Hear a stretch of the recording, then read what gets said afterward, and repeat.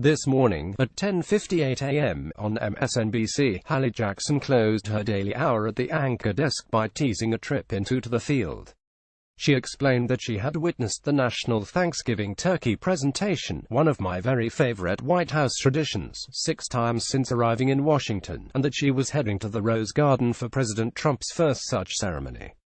Jackson provided a short history of this hallowed pseudo-event, describing how the turkey presentation became a ritualized pardon under George H.W. Bush, as opposed to a prelude to a presidential dinner at home, a la Truman and Eisenhower. She introduced a photograph taken a day earlier of Wishbone and Drumstick, the turkeys due at this year's ceremony.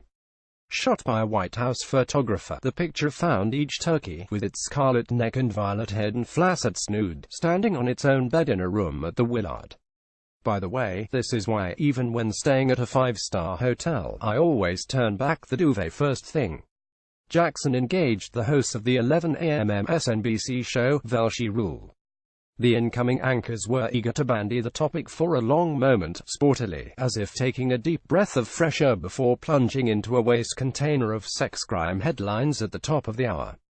Ali Velshi wondered if putting the turkeys up at such a nice place was, from the birds' perspective, a misguided effort at luxury. They've never stayed in a hotel before. At 11:53 a.m. on CNN, Kate Bolduan ran some footage from the White House briefing room, where Drumstick stood adjacent to a podium staffed by Sarah Huckabee Sanders.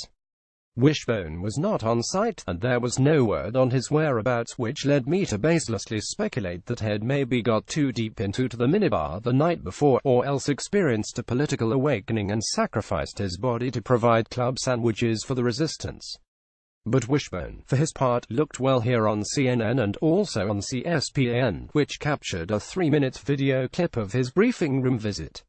You can hear him gobbling intermittently during his time by the podium, thereby providing some of the more cogent statements recently heard from that dais.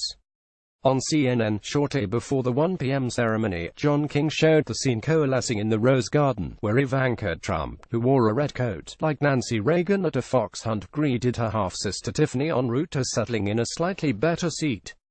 On the theme of Thanksgiving, King half-crassly contrived a segue to a sideshow of the moment, one concerning President Trump's offense at a perceived lack of gratitude.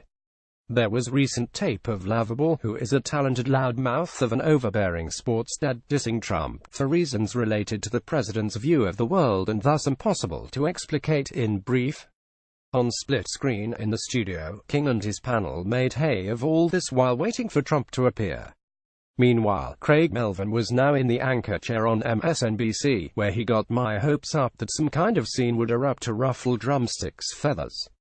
Melvin pointed out that members of the White House press corps, though gathered for an occasion no more substantial than the marshmallows atop a sweet potato casserole, were bursting with urgent questions.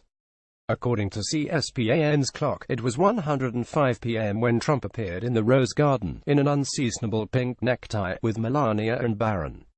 He proceeded to deliver the necessary acknowledgments and niceties.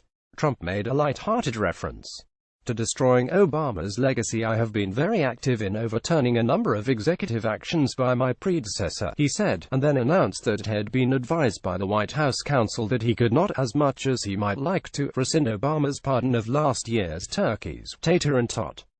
But even that was a one effort.